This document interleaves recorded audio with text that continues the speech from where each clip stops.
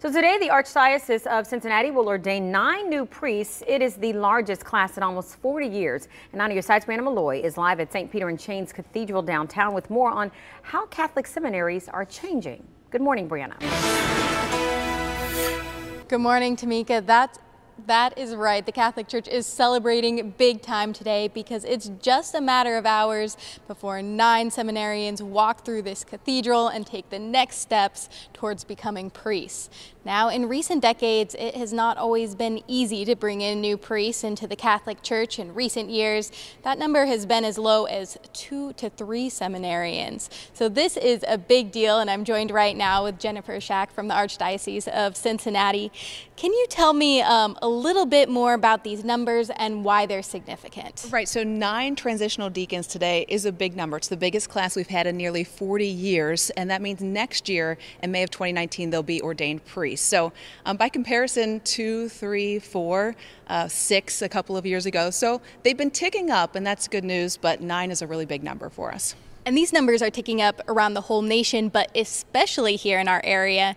Do you all have any ideas as to why? Yeah, there's twofold reasons that we're looking at, and one of them is the Office of Vocations and just their hard work they put into it. The calling men to the priesthood and women to the religious life, creating a culture of vocations is what they're working toward, which means every Catholic is called to discern their God-given purpose in life. And so allowing people the opportunity to discern whether they're called to the religious life or the priesthood is countercultural in general. So creating that welcoming environment for them to discern appropriately whether they're called to a vocation.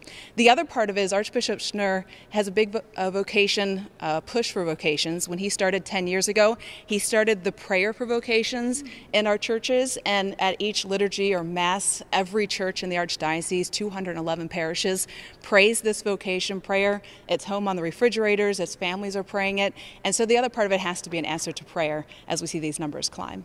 So that was just over the past year that he passed that out. 10 years ago. So when he arrived in 2008, we've started this prayer for vocations, and we've been praying it for a decade.